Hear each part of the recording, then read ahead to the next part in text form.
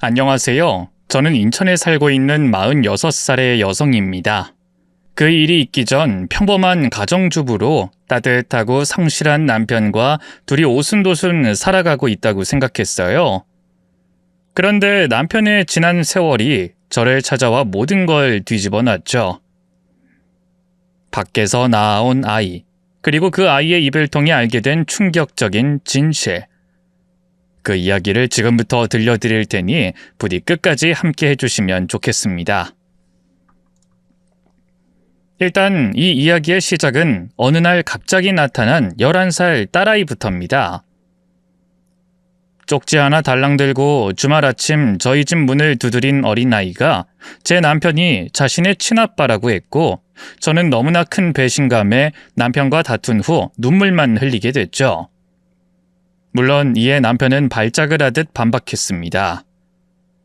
여보, 절대 아니야. 날 몰라? 단순히 저 애가 찾아와서 내가 아빠라고 한마디 했다고 그걸 믿고 울어? 날 원망해? 와, 진짜 미치겠다. 정작 울고 싶은 건 나야. 얼마나 나에 대한 신뢰가 없었으면 이러겠어? 실망할 사람은 당신이 아니라 나라고, 나. 저 아이가 당신 이름을 알아. 야, 보이스피싱범도 내 이름 알아. 중국에서 사기치는 것들은 내 가족 이름까지도 안다고. 뭐 그럼 걔들은 내 형제야?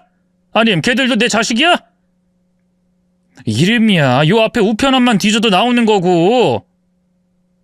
개인 정보 얻는 거 어려울 것도 없다는 거 당신도 잘 알면서 왜 그래? 당신 사진까지 가지고 왔잖아. 저건 뭐라고 설명할 거야? 이 아이 엄마랑 만났던 사이 아니야?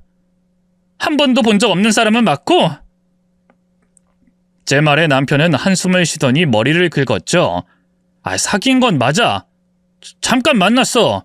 하지만 애는 없었어. 애가 있을 리가 없다고. 이런 말 뭐하지만 이 남자 관계가 복잡한 여자였어. 그래서 헤어진 거였고. 근데 10년 넘어서 갑자기 내 아이라고? 이게 말이나 되는 소리야? 나 진짜 억울해. 당신은 날 믿어줘야지, 어? 하지만 여보, 내가 그간 당신한테 이 정도였어?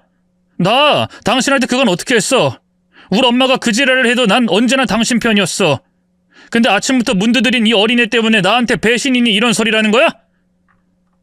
나 진짜 당당해. 유전자 검사부터 하자고. 뭐? 검사를 한다고? 그래.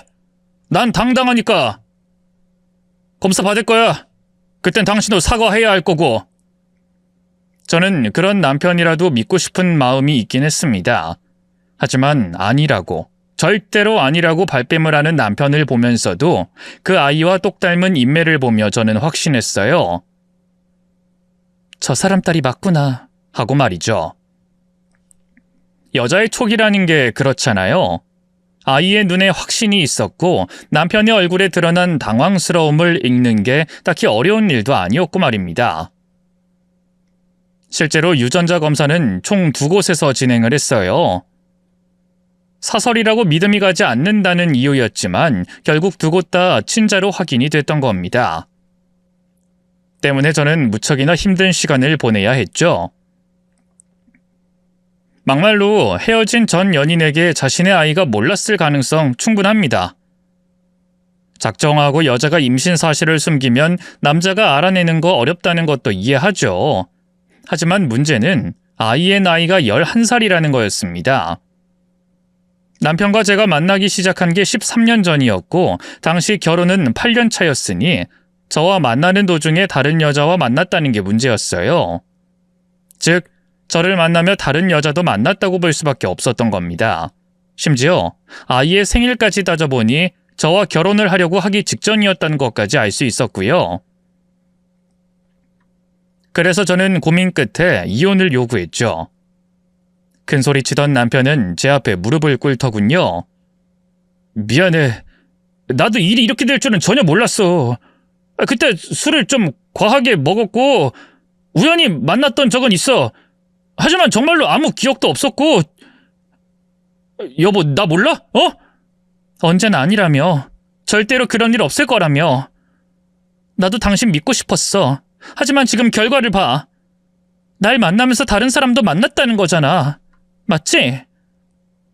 기억이 없다니까. 나도 미치고 발작 뛰겠어. 그 여자가 날 술김에 어떻게 한 게 확실해. 여자만 그런 일 당하는 줄 알아? 남자도 생각보다 그런 일 많아. 걔가 날 못 잊고 질척거리려고 했을 거라고. 누가 봐도 놓치기 아까우니까 이런 짓 했을 거란 말이야. 왜? 그 돈 노린 여자들 있잖아. 임신으로 남자 발목이라도 붙들 생각만 하는 그런 골빈 여자들. 돈을 노렸거나 발목 잡으려고 했으면 진작에 아이 데리고 왔겠지. 하지만 지금까지 숨기면서 키웠다면 그런 사람이라고 생각되지 않아. 그리고 죽은 사람이라도 말 함부로 하지 마. 지금 상황에 당신 누구 편 들어? 당신이랑 나랑 산 세월이 얼마야? 결혼은 8년이지만 안 세월이 10년이 넘는데 날 몰라? 내가 어떤 사람이야? 당신이 제일 잘 알잖아. 실제로 남편은 정말로 좋은 사람이긴 했습니다. 그 사건이 있기 전까지 저는 저만큼 결혼 잘한 사람이 없다고 생각할 정도였으니까요. 사실 저는 아이를 가질 수 없는 몸이었어요. 자궁내막증이라고 자궁내막 조직이 자궁 밖에서 자라는 질환인데 그것 때문에 나팔관이 손상되어 영영 아이를 가질 수 없게 된 거였죠. 때문에 저는 결혼을 평생 못할 줄 알았습니다. 애초에 꿈을 꾼 적도 없었죠. 하지만 남편은 그런 저에게 기꺼이 손을 내밀어 줬던 겁니다. 절대로 맘바뀔 일 없고 평생 둘만이라도 충분히 행복하자는 청혼과 함께 말이에요. 물론 제 불임을 모두가 남편처럼 받아들인 건 아니었습니다. 시어머니는 늘 저를 못마땅해 했죠. 아니, 정확히는 저를 처음부터 증오하셨어요. 어디서 저런 떠리로도 안 가질 걸 데리고 와서 결혼을 하겠다고? 너도 참 양심이란 게 없니? 어떻게 그 하자 있는 몸으로 우리 아들한테 들러붙을 생각을 해? 아니, 남자는 그럴 수 있어. 내 여자가 당장이야 좋고 못 보면 죽을 것 같으니 눈 뒤집혀 청혼할 수 있지. 하지만 그럴수록 여자가 중재를 잘해서 적당히 끊어냈어야지. 좋다고 덥석 그걸 받아? 그 말에 남편이 바로 저를 감싸줬죠. 엄마, 내가 좋다고 하자고 했어. 이 사람 거절을 몇 번이나 했고. 나한테 그래 나. 왜 엄한 사람을 자꾸 덥석 받느니 들러붙었느니 그런 말을 하는 거야? 엄마 아들이 그랬다고. 내가 결혼 안 하면 죽어버리겠다고 협박했어. 그러니까 이 사람한테 함부로 하지 마. 이놈이 진짜. 너 미쳤어? 우리 집안 그래도 손 귀한 집이야. 너 하나 낳으려고 내가 얼마나 힘들었는지 알아? 근데 저런 하자 있는 애를 데리고 오면 뭐 어쩌자는 거야? 이렇게 우리 집안 대를 기어이 끊겠다 이거야? 집안에 여자 잘못 들이면 망해. 망한다고. 대 이어서 뭐 하는데? 우리 집 뭐 있어? 아니면 뭐 대한민국에 볼 거 있어? 엄마도 늘 그랬잖아. 태어나는 거 정할 수 있다면 한국에서는 싫다고. 경치가 예쁘기래 아니면 살기가 편하기를 하냐며. 빽빽한 도심에서 아등바등 일하러 나가는 거 보면 정 떨어진다고 했어 안 했어? 엄마도 태어나기 싫다는 한국에다가 왜 내 아이를 낳으래? 더구나 다른 사람들도 애 안 낳고 사는 사람들 널리고 널렸고 내가 애 안 낳고 이 사람이랑 살겠다는데 뭐가 문제야? 안 낳는 거랑 못 낳는 게 같아? 나중에 사람 마음 어떻게 바뀔 줄 알고? 사람이 얼마나 간사한 줄 알아? 없어도 잘 살겠다 싶어도 나중에 그게 부러워 절절하는 게 인간이야. 그땐 늦어서 땅을 치고 후회할 거고 나한테 왜 그때 결혼 안 말렸냐고 원망이나 하겠지. 안 해. 절대로 안 해. 아이 100 아니 200을 낳아서 공짜로 키워준다고 해도 싫어. 이 사람이라서 결혼 생각한 거고 이 사람 아님 난 결혼도 안 할 거야. 알아서 해. 그렇게 결혼은 거의 남편이 불도저처럼 밀고 들어가며 진행을 했습니다. 설득하고 기다리고 인내하면서 천천히 다가갔어야 했는데 그러지 못했던 거였죠. 때문에 시간이 갈수록 시어머니는 저를 미워하셨고 전 그걸 이해했기에 묵묵히 다 견뎠습니다. 제가 기억하기로는 결혼 5년 차까지만 해도 시어머니는 제게 이혼을 종용하셨어요. 제 얼굴만 보면 그러셨죠. 너만 없으면 만사가 오케이야. 우리 집은 네가 들어온 순간부터 끝장난 거고 알아? 지금이라도 내 아들 좀 놔주면 안 되겠니? 그럼 그때는 내가 너 평생의 은인으로 생각할 테니. 어머님, 제가 앞으로 더 노력할게요. 잘할게요. 퍽이나. 잘하는 게 중요하니? 노력하는 게 중요해? 결과가 중요하지. 잘하고 노력해도 아이는 안 생기는 거잖아. 내가 아들 낳으래? 난 딸이고 아들이고 하나면 되는 욕심 없는 사람이야. 그러니 내 입장에선 아무리 골백번 생각해도 너 받아들이기 싫은 거고. 대체 왜 결혼을 해? 애를 안 낳을 거면 혼자 살면 되는 건데 왜 멀쩡한 집안 박살을 내냐고. 죄송합니다. 그놈의 죄송합니다. 진짜 미안하면 이혼을 해줘야지. 넌 덜 미안한 거야. 그리고 평생 그렇게 편안하게 등 따시고 배불리 살고 싶은 거고. 말이 좋아, 가정주부지. 너가 진짜 가정주부긴 하니? 네가 집에서 뭘 하는데? 애를 보기래. 아니 뭘 해? 애를 안 낳았으니 막말로 그냥 백수잖아. 돈 잘 버는 내 아들 등에 빨대 꽂고 편안하게 배 두들기며 사는 백수. 어머님, 저도 일을 하고 싶은데 그이가 하지 말라고 그랬던 거고요. 닥쳐! 진짜 하고 싶으면 사지를 붙들어서라도 하지. 왜 못해? 어디서 내 아들을 방패로... 하여튼 마음에 안 들어. 기생충 같은 년. 아이고 내 팔자야. 어디서 이런 게 며느리라고. 내가 전생에 나라를 팔지 않고서야. 아이고 조상님. 이런 말들은 거의 매일 듣는 것들이었어요. 하지만 저는 진심으로 단 한 번도 시어머니가 나쁘다고 생각하진 않았습니다. 제가 시어머니의 입장이었어도 저란 존재가 달가울 리가 없었을 테니까요. 물론 힘들지 않았다고 말한다면 거짓말이었을 겁니다. 저 역시 누구보다 아이를 간절히 원했으니까 말이에요. 그래도 힘들어하는 제 곁엔 늘 남편이 있어줬죠. 오늘 또 우리 엄마 왔다 갔어? 아우 진짜 내가 미친다. 아예 문을 열어주지 말라니까. 어떻게 문을 안 열어. 먼 곳에서 오시느라 다리도 아프셨을 텐데. 무릎 안 좋으시잖아. 당신 정신 건강도 안 좋거든. 우리 엄마 저럴 때 보면 진짜 무슨 스트레스 풀러 오는 사람처럼 보여. 1시간 걸려서 힘들게 왔으면 좀 쉬다가 갈 것이지. 가만히 있는 당신한테 그런 안 좋은 소리를 왜 늘어나? 이제 그만 포기할 때도 됐는데 정말 언제까지 저럴지. 솔직히 와서 당신한테 따지면 뭐가 달라져? 없는 애가 쑥 나와? 그리고 우리 엄마 손주 나와도 절대로 안 봐주겠다고 했던 사람이야. 근데 갑자기 왜 저렇게 급해서 안 달란 사람처럼 구냐고. 난 어머님 이해해. 이해하니까 더 죄송하고. 나도 아이 가지고 싶으니까. 그리고 당신도 아이 좋아하잖아.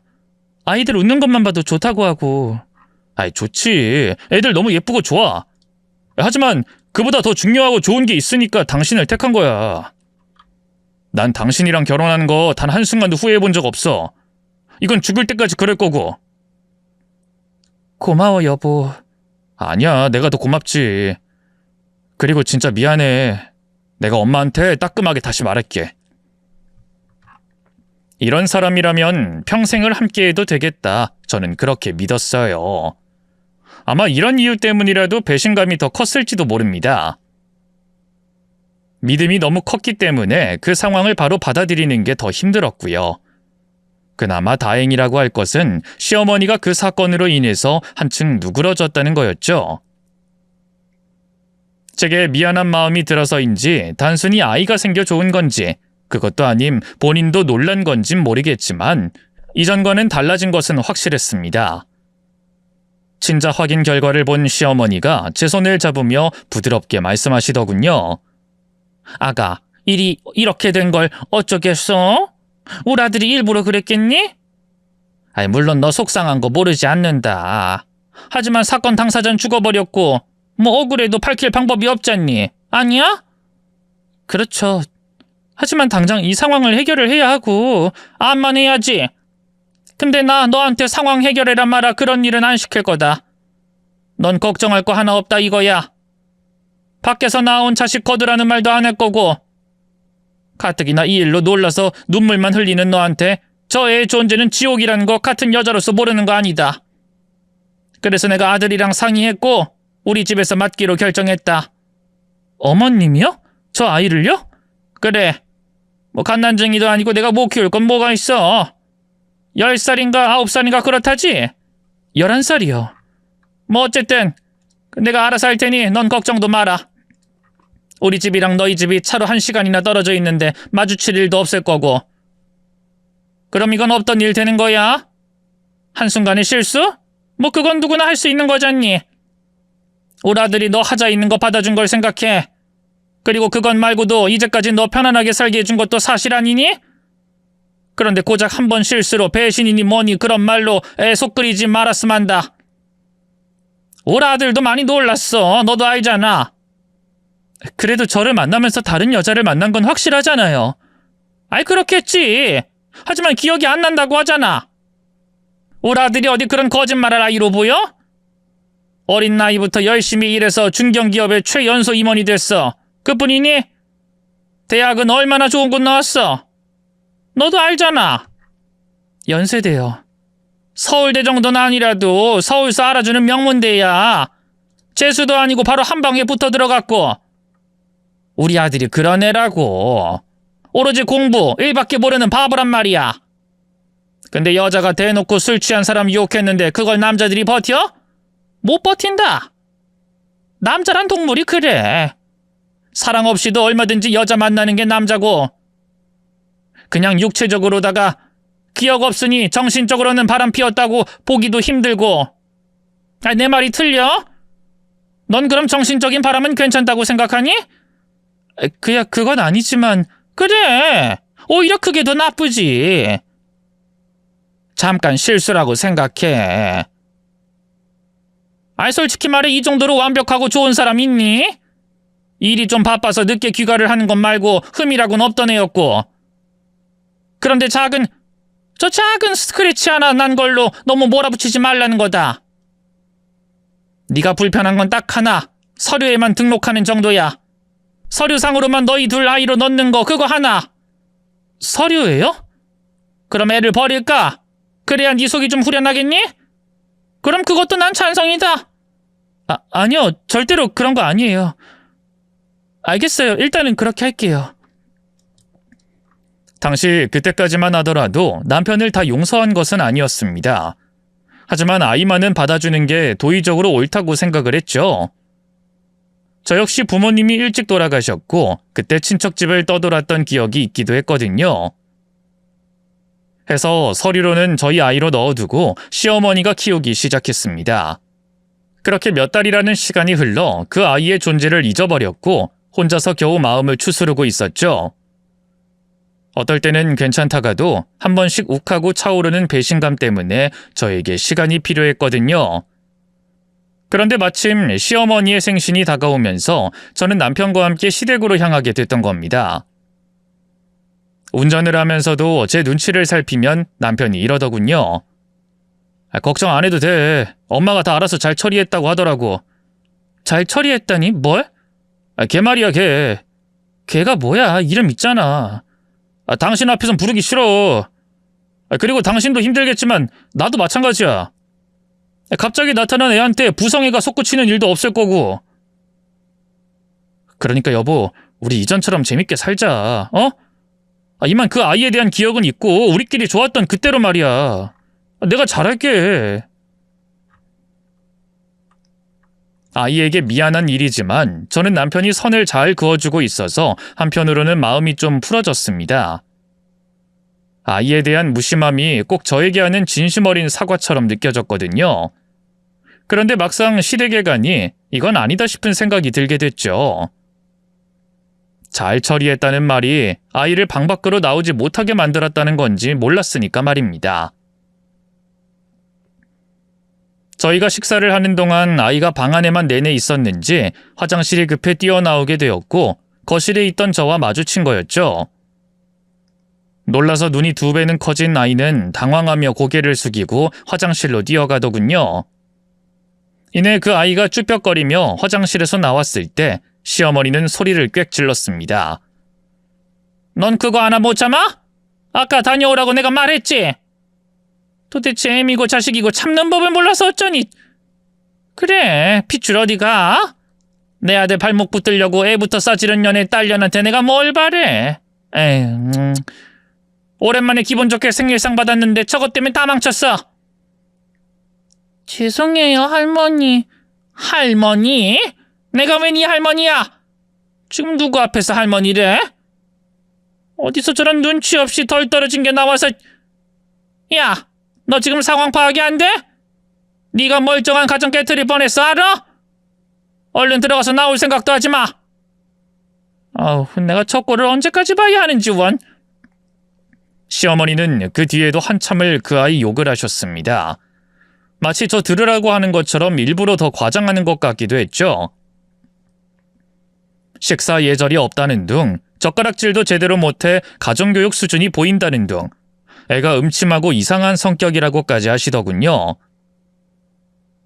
남편도 군말 없이 그 상황을 덤덤하게 생각하는 듯 했지만 저는 그 말들을 들으며 머리가 하얗게 질렸죠. 아무리 그 아이의 존재가 불편하다고 하더라도 아직 11살 아이였을 뿐이었습니다. 제가 부모님 돌아가시고 친척집을 전전했던 나이가 15살이었는데 그보다 더 어린 아이였고요. 15살인 저도 눈칫밥을 먹는 게 힘들었는데 11살이라면 오죽할까 싶어서 울컥 감정이 올라왔습니다. 어머님, 아무리 그래도 이건 너무 심하잖아요. 심해? 뭐가 심해? 주아 고작 11살인데 예의고 뭐고 가르쳐 주시면 되잖아요. 무엇보다 저렇게 가두는 거 학대거든요? 제가 여기서 음식 준비 시작한 게 4시간도 더 전인데 그럼 4시간을 저기서 있었던 거고 점심도 굶었다는 뜻이잖아요. 한두 끼 굶는다고 사람 죽어? 일부러 1일 1식 하는 사람도 있어. 건강을 위해서 내내 쫄쫄 굶다가 겨우 한 끼 먹는 사람이 수두룩하단 말이야. 고작 한 끼 가지고 뭘 그리 대수니? 그리고 나 그건 불쾌하다. 내가 다른 사람도 아니고 널 위해서 그런 건데 그걸로 학대라니? 저를 위해서 그러셨다는 거 알지만 제가 바라지 않아요. 시어머니는 기가 찬지 헛웃음을 흘리셨죠. 아이고, 내가 기가 차서 성인군자 나셨어. 성인군자. 내가 너 요즘 오냐오냐 하니까 기어오르니? 너 좋으라고 이렇게 해줬으면 고맙다 감사하다 말 나와도 모자란데 지금 누가 누굴 가르쳐? 그리고 제 고아원 안 보내고 걷어준 게 왜 학대야? 말이 나왔으니 너는 저 어린 것 거두기 싫어서 배신이니 뭐니 눈물바람 흘리면서 내 아들 못 잡아먹어 안달 아니었니? 애가 잘못이 있는 것도 아닌데 세상 무너진 것처럼 운 게 너야. 그럼 내가 나쁜 년일까? 네가 나쁜 년일까? 세상 사람들한테 다 물어봐라. 며느리 눈치 보는 이런 시엠이 어딨나? 그래도 아닌 건 아니잖아요. 적어도 맡아주기로 하셨다면 잘해주셔야죠. 애도 다 알아요. 어머님이 그렇게 욕하시고 안 좋은 말 하는 거 다 듣는다고요. 나라고 어떤 년 핏줄인지도 모를 애 손녀로 바로 받아들이기가 쉬운 줄 아니? 음침하게 생겨서 무슨 생각을 하는지도 모르는 애가 정이 갈 것 같아?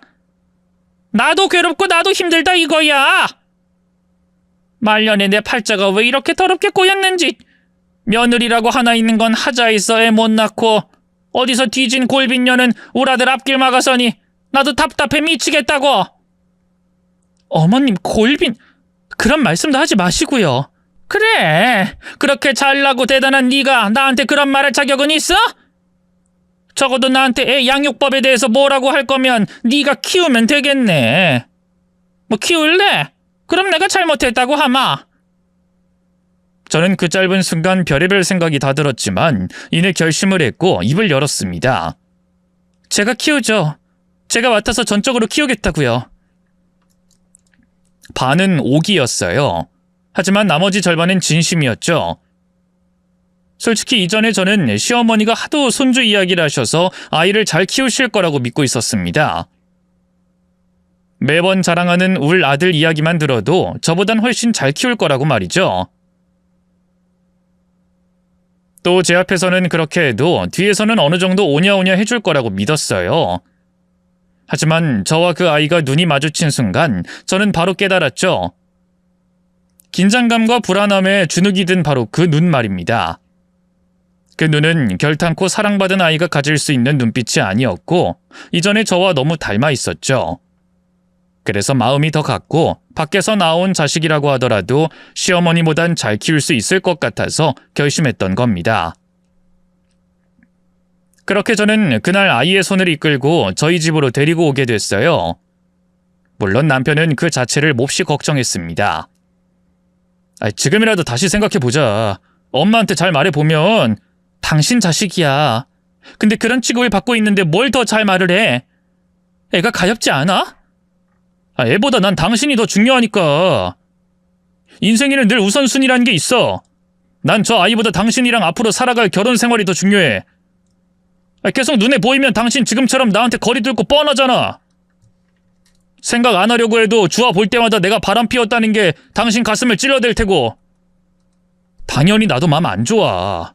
엄마가 그렇게 하는 것도 이해 불가고. 하지만 난 당신의 용서가 먼저라고 생각해. 우리 결혼 생활을 이전처럼 돌리는 게 우선이라고. 그러니까 돌려보내자. 지금도 이렇게 숨 막히는데 고작 한 번 실수로 우리 거의 이혼까지 갈 뻔했잖아. 당신은 밤새 울고 난 매일 용서 구하겠다고 빌고. 이게 사람 할 짓이야? 그럼 용서한다면? 그럼 주아 당신도 받아줄 거야?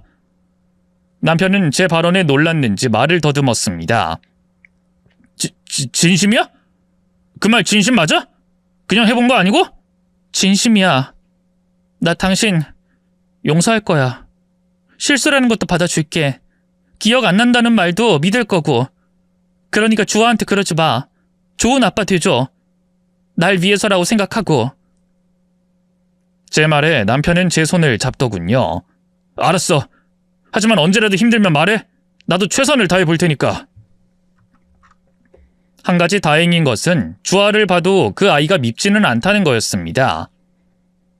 처음 쪽지 한 장 달랑 들고 왔을 때는 너무 놀라서 그 아이를 보는 게 힘들었지만 막상 진짜 마주하니 그저 어린 아이라는 생각만 들었죠. 일단 너무 말라서 식사를 챙겨주는 것부터 시작했어요. 그리고 시간이 좀 더 흘러 하나씩 필요한 것들을 사기 위해 함께 나가기도 했습니다. 말을 많이 하는 편은 아니었지만 오히려 그 부분이 익숙해지니 편해졌고 어느 순간부터 아이는 제게 마음을 열기 시작했죠. 매번 눈치를 보더니 어느 순간부터 배고프다는 말도 하고 필요한 게 있으면 제게 바로바로 말하는 수준까지 왔습니다. 그 뒤에는 차츰 친모 이야기도 들을 수 있었고요. 교통사고? 그럼 의식이 잠깐 돌아왔다 그렇게 가신 거야? 네. 갈비뼈가 부러지면서 폐를 크게 다쳤다고 들었어요. 무슨 합병증까지 와서. 죄송해요. 괜히 이런 말하면 아줌마가 힘드실 텐데. 아니야. 우리 아버지도 교통사고로 돌아가셨어. 물론 너무 갑작스러워서 난 유언도 못 들었고 아무 준비 없는 상태로 그렇게 가셨거든. 주아야, 눈치 보지 마. 넌 아무 잘못 없어. 넌 그냥 너야. 다른 누군가의 딸, 손주이기 전에 너. 그러지 말고 우리 납골당 한번 갈까? 정말요? 진짜로 가도 괜찮아요? 그럼. 난 언젠가는 주아 엄마한테 인사는 드려야지 하고 생각은 했었어. 오히려 너무 늦게 말 꺼내서 내가 미안해. 너도 많이 답답했을 텐데. 보통 납골당이 워낙 외진 곳에 있어서 어린아이 혼자 가기 힘들잖아. 앞으로는 아줌마랑 같이 가자. 언제든 말만 해. 알았지? 감사합니다. 진짜로 너무 고마워요. 주아와 가까워지게 된 것은 아마 부모님이 교통사고로 돌아가셨다는 공통점이 시작이었을 겁니다. 그리고 납골당에 오가면서 좀 더 많이 친해질 수 있었죠. 어떤 꽃을 사갈지 또 어떤 이야기를 해줄지 생각하다 보니 이전보다 주고받는 대화도 길어졌고요. 그런데 문제는 주아가 남편과는 도통 친해지려고 하지 않는다는 거였습니다. 남편도 노력한다고 살갑게 다가가긴 했는데 유일한 핏줄이었음에도 불구하고 불편해했거든요. 오히려 옆집에 살고 있는 아저씨에게 더 친절했다고 봐도 무방할 정도로 말입니다. 물론 그렇다고 억지로 친해지라고 등을 떠밀진 않았어요. 시간이 흐르면 다 해결될 문제로 판단했으니까 말이죠. 그렇게 저는 장작 3년을 주아를 제 친딸처럼 생각하고 키웠어요.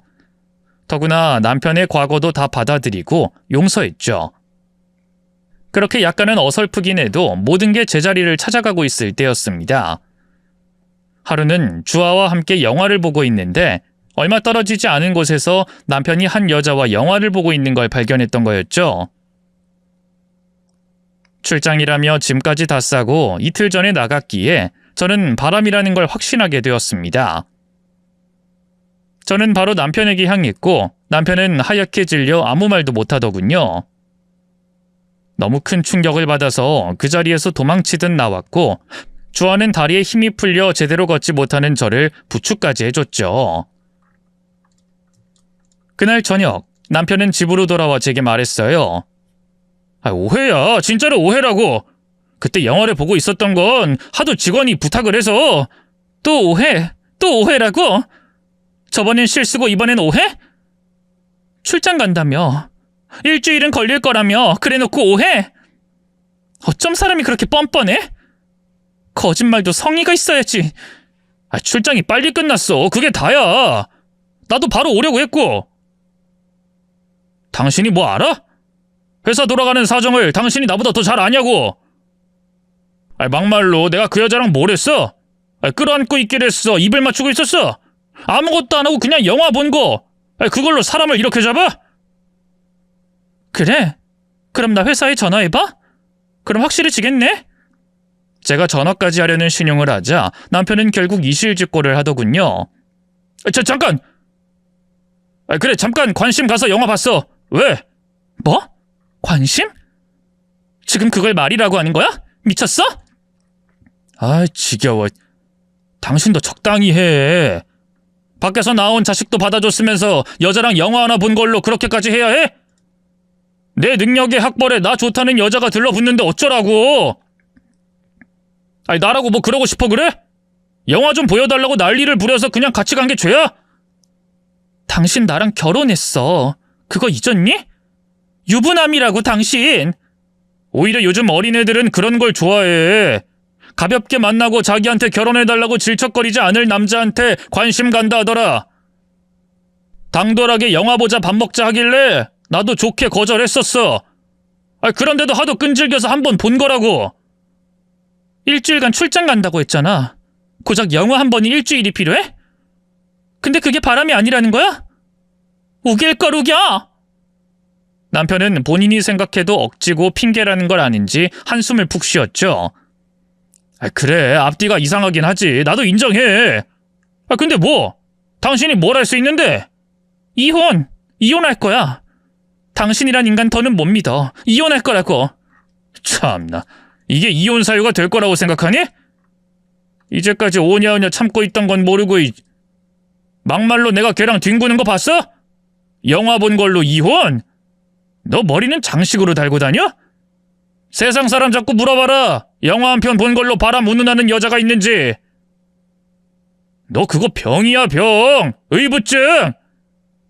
나야말로 그거 걸고 넘어지면 내가 아니라 당신이 이혼당해. 알아? 저는 너무 서러워서 눈물을 줄줄 흘리면서도 악을 쓰며 말했습니다. 당신이 어떻게 나한테 이래? 어떻게? 그래, 좋아. 그렇게 발뺌하고 나한테 다 뒤집어 씌우면 나도 방법 있어. 당신 회사에 이거 다 알릴 거야. 당신 행실이 어떤 인간인지 다. 제 말에 남편은 씩 웃었죠. 말해, 얼마든지. 야, 내가 공기업 다녀? 대기업 다녀? 아니야.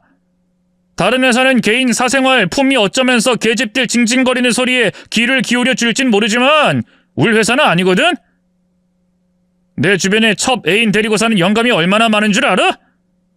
설령 자기 딸만한 나이에 새파란 여자애 끼고 살아서 문제 일으켜도 신경 안 쓰는 회사는 뭘 해도 신경 하나도 안 써. 일만 잘하면 끝이니까. 나 당연히 일 잘하고. 그러니까 말하라고. 그것도 협박이라고. 에이. 당신 원래 이런 사람이었어? 그러게 적당히 하라고 했지. 하자 있는 거 받아주고 어느 정도 비비도 맞춰줬는데 왜 그렇게 까다롭게 굴어? 그럼 평생 너만 끼고 살까? 말이 나왔으냐는 말인데. 이제 나이 40 넘어서 질투하는 거 추해. 어릴 때야 귀엽기라도 하고 예쁘기라도 하지. 지금 이러면 그냥 추한 아줌마가 될 뿐이라는 거 모르냐? 그냥 대충 넘겨. 지랄하지 말고. 지랄? 이제 욕까지 하니? 당신 솔직히 말해봐. 그전에 내 실수 아니었지? 그 문제 다 끝난 거 아니야? 용서했고 네가 주아 키웠고. 왜?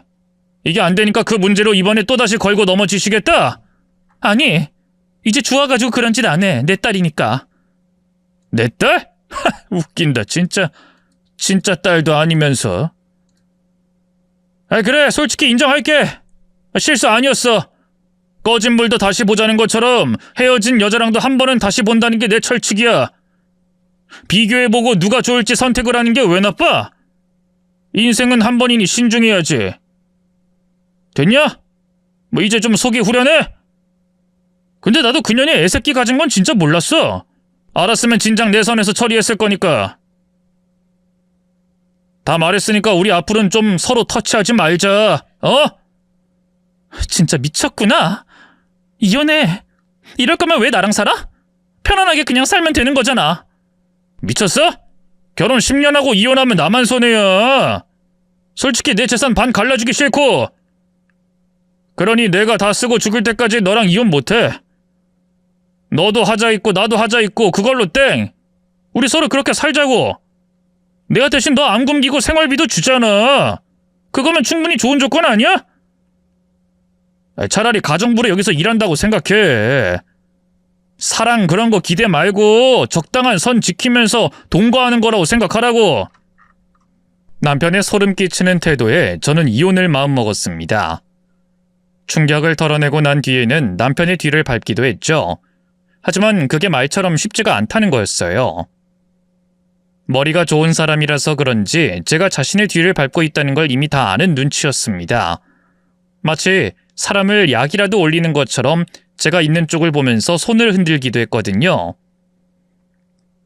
그럴수록 저는 더 이혼이 간절해졌고 더없이 고통스러웠습니다. 그런데 그때 주아가 제게 조심스럽게 말하더군요. 아줌마, 얼굴이 너무 안 좋아 보여요. 병원이라도 갈래요? 제가 같이 가드릴게요. 나 괜찮아.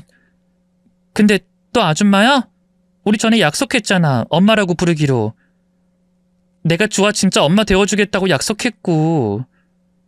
계속 그럴 거야? 나 서운해? 아직 익숙하지 않아서 그렇죠.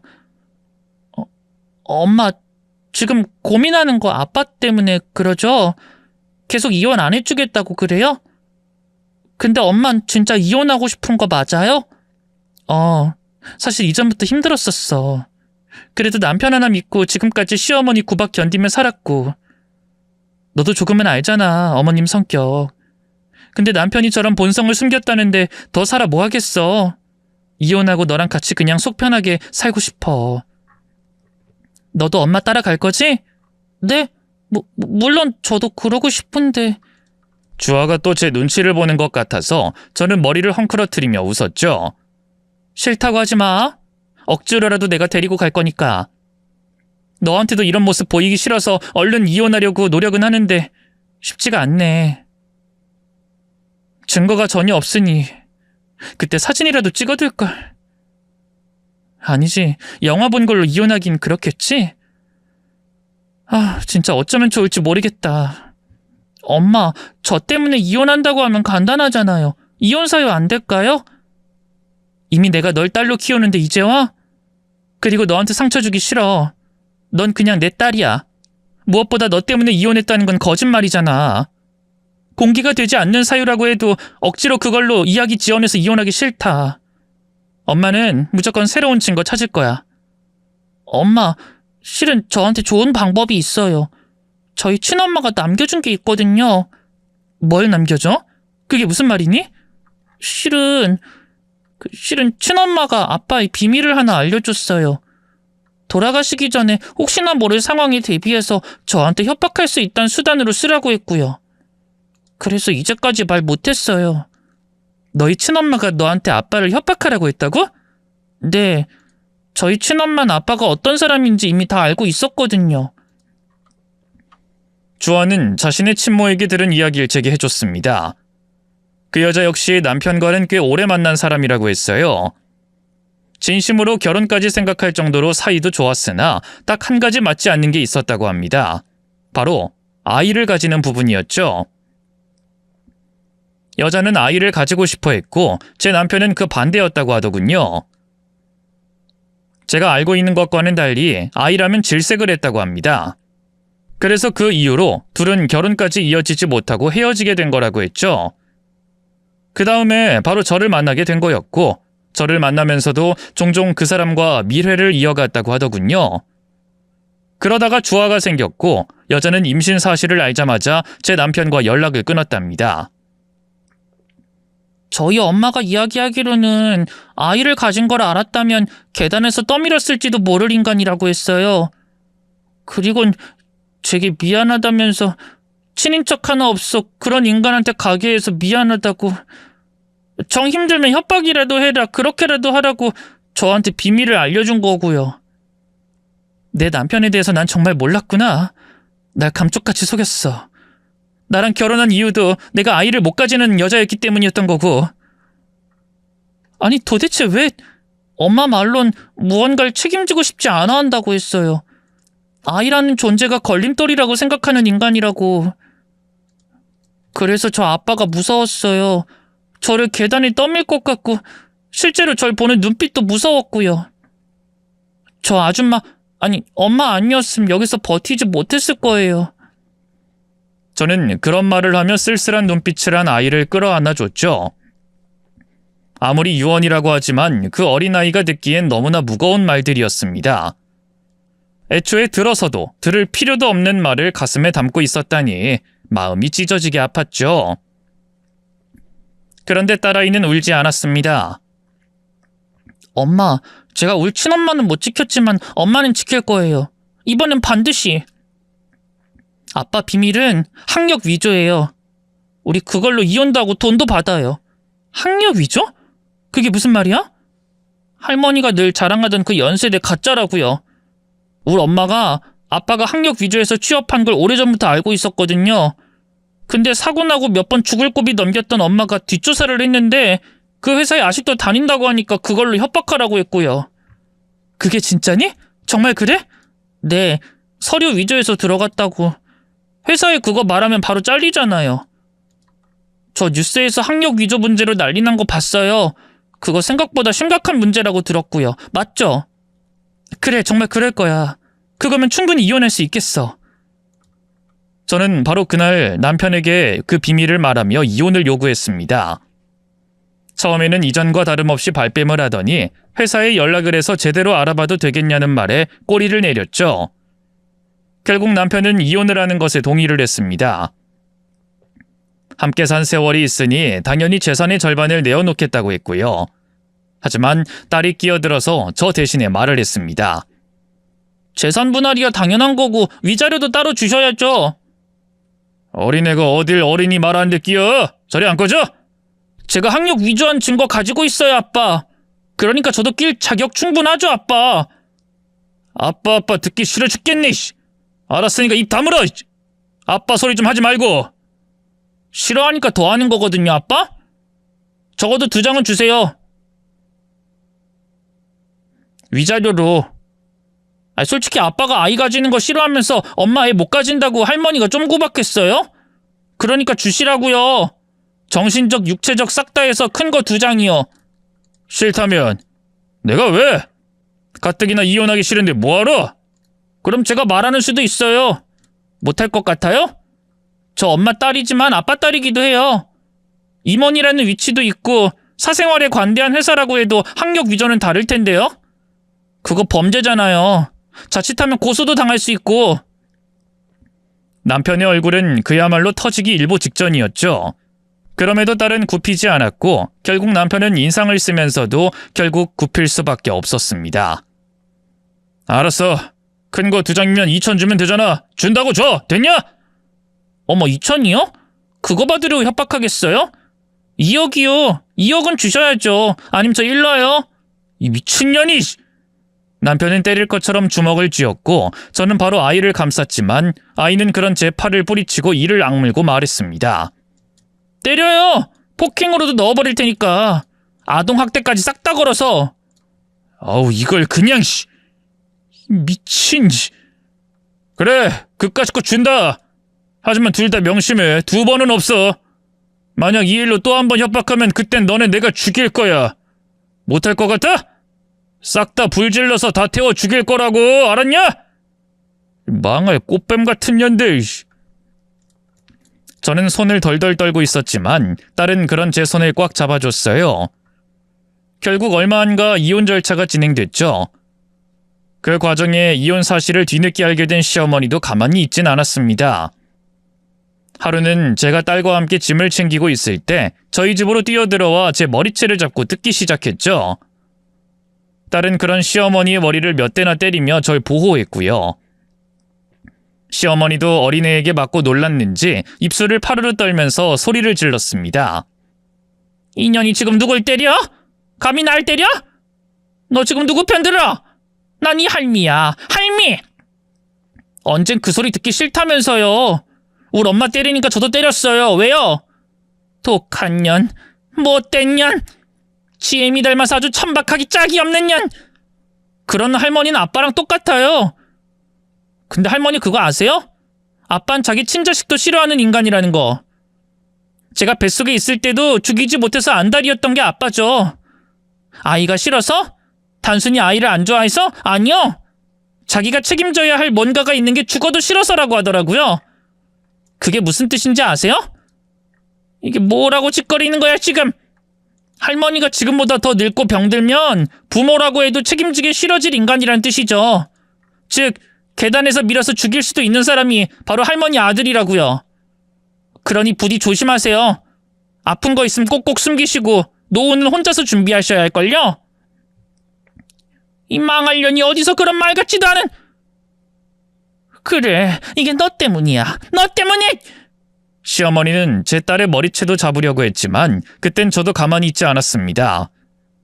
정확히는 본능적으로 제 딸을 위해서 시어머니의 머리채를 잡고 흔들었죠. 늘 시어머니 입장에서 이해하고 미안하다며 고개를 숙였던 세월이 10년이었어요. 하지만 그때 저는 누군가의 아내나 며느리가 아닌 제 딸의 엄마였던 겁니다. 결국 시어머니는 본전도 건지지 못하고 저와 딸에게 머리털을 뜯겼고 도망치듯 집을 빠져나가야 했죠. 남겨진 저와 딸은 서로 엉망이 된 꼴을 보며 배를 잡고 웃었고요. 우린 서로를 위해 싸워주며 한층 더 가까워진 거였습니다. 그렇게 시간이 흘러 이혼 숙려 기간이 끝나고 이혼이 확정되던 날, 남편은 마지막 저주를 퍼부었죠. 어디 한번 잘 살아봐. 서로 애미애비 뒤진 것들끼리 합이 잘 맞는 것 같으니까. 난 어리고 예쁜 여자 만날 거야. 차라리 잘 됐다 싶다. 너 같은 늑다리도 슬슬 질리던 참이었으니. 당신은 안 늙어? 당신 나보다 나이 더 많잖아. 당신은 내일 모레 50이야, 50. 여자나 나이 따지고 외모 따지지 남자는 다르거든. 난 능력이 있어. 학벌도 있고. 얼마든 더 어린 여자랑 만날 수 있을 정도로 충분히 매력 있단 말이야. 그래. 근데 양심껏 학벌은 이제 좀 빼. 거짓말을 너무 오래 하다 보니 그게 진짜라고 착각하는 모양이네. 참 한심하고 불쌍해. 뭐? 한심? 이게 뚫린 입이라고. 아, 됐다. 생각해보면 돈 아깝지도 않아. 애 못 낳아서 밖에서 나온 자식 거두는 불쌍하고 가여운 거지 같은 년한테 적선했다고 칠 거니까. 혹여나 내 앞에 나타날 생각은 꿈에도 하지 마. 내가 그간 줬던 편안함, 안정적인 가정 모두 당신이 스스로 걷어찬 거니까 날 원망하지 말라는 뜻이야. 그래? 근데 내가 걷어찬 건 편안하고 안정적인 가정이 아니라 더러운 불륜 저지르는 남편이었어. 거기에 덤으로 자기 아들이 세상 최고인 줄 알고 막말하는 시어머니랑. 거기도 확 걷어차고 싶은 거 내가 참고 넘기는 거니까 오히려 고마워해야지. 하! 그런 농담하는 걸 보니 아주 여유만만이네. 이봐요. 아줌마. 인생은 현실이야. 이게 복수라고 생각해? 아니, 절대로. 스스로 돈 버는 게 쉬운 줄 알아? 참 걱정이다. 내 재산 절반에 2억 받았다고 해도 애새끼까지 달고 그 돈으로 집 구하면 땡일 텐데 앞으로 어떻게 살아야 할지 감은 오냐? 넌 이제 끝났어. 땅을 치고 후회하면서 내 앞에서 빌어도 용서 안 해. 내 걱정은 말고 당신이나 똑바로 살아. 참고로 난 걱정 아니야. 아무리 쓰레기 같아도 내 딸 친부라서 경고하는 거야. 애 인생이 조금이라도 걸림돌 되지 말라는 뜻이고. 그게 남편과의 마지막 대화였습니다. 그 뒤에 이곳 인천으로 이사를 와서 딸과 새 출발을 하게 된 거였죠. 재산 분할 받은 것과 위자료로 집을 구했고 얼마 뒤에 정수기 관리하는 업체에 취직도 했습니다. 사람을 상대하는 일이라 어렵긴 해도 제 스스로 돈을 벌 수 있는 게 행복하다고 생각하고 있고요. 무엇보다 제 딸 주아가 공부를 굉장히 잘해서 더 바랄 것도 없었죠. 그런데 바로 일주일 전 주아가 제게 한 가지 소식을 알려주더군요. 아빠 지금 막노동하고 있어요. 알아요? 그게 무슨 말이야? 네가 그걸 어떻게 알아? 그야 사람 시켜서 매달 한 번씩 조사했으니까 알죠. 할머니도 집에서 쫓겨났고 두 사람 엄청 작은 집에서 월세로 산다고 해요. 사업하다 완전 망한 모양이더라고요. 대출까지 끌어서 살다가 결국 최근에 개인 회생까지 했다고 들었고요. 뭐? 매달 사람을 시켜? 그럼 거의 2년 가까이 그랬다는 거잖아. 너 돈이 어디서 나서? 엄마 돌아가실 때 저한테 돈 남기셨거든요. 보험금도. 주아야, 도대체 너... 실은 엄마, 제가 학력 위조한 거 회사에 다 말했어요. 우리 이사하고 나서 바로. 그래서 아빠 바로 잘렸다는 소식도 들었죠. 회사에서 고소 안 하고 쉬쉬하고 넘어간 게 아쉽긴 하지만 어쨌든 망했으니 됐죠. 엄마는 용서했을지 몰라도 저는 아니거든요. 2억? 그걸론 복수라고 할 수 없거든요. 주아야, 진짜 어쩌려고 그래? 혹시나 그 인간이 찾아오면 어쩌려고... 진짜 불이라도 지르면... 엄마랑 같이 있으니 하나도 안 무서워요. 물론 말 안 하고 일 버린 건 죄송해요. 근데 저는 엄마 아프게 한 사람이 잘 사는 거 싫어요. 제가 말했잖아요. 엄마는 내가 꼭 지킨다고. 무엇보다 다른 피해자들도 만들기 싫고요. 그런 사람은 또 결혼하거나 여자 만나면 안 될 인간이잖아요. 그래, 뭐 어차피 벌어진 일 어쩌겠니. 그걸로 맘 편해졌으면 됐어. 잘했다. 딸의 갑작스러운 복수 때문에 걱정이 되지 않는 것은 아니었습니다. 사람이 궁지에 몰리면 무슨 짓을 할지 모르는 일이니까 말이죠. 하지만 무엇보다 절 믿어주고 의지해준 딸이 있어서 더 이상 두렵진 않아요. 또 어떤 일이 있어도 제가 딸을 지킬 거고 딸 역시 저를 지켜줄 거라고 믿기 때문이죠. 그리고 저를 위해 복수를 대신해줬다니 한편으론 속도 후련하네요. 딸의 말처럼 잘 살아서는 안 될 인간인 건 확실하니까 말입니다. 그래도 저는 딸에게 앞으로는 더 이상 신경 쓰지 말고 우리끼리 잘 살자고 했어요. 사랑으로 가득 채워도 모자랄 딸의 마음에 더는 미움이란 감정이 남아있지 않길 바라기 때문이죠. 대신 앞으로 남은 시간 우린 서로를 보듬으며 따뜻한 추억을 쌓아가려 합니다. 아마 이제 진짜 우리 주아의 엄마가 된 거겠죠? 부디 저희 모녀 응원 많이 해주시고 제 진심을 담아 여러분께도 감사 인사를 전합니다. 여기까지 들어주셔서 고맙습니다. 모두 행복하세요.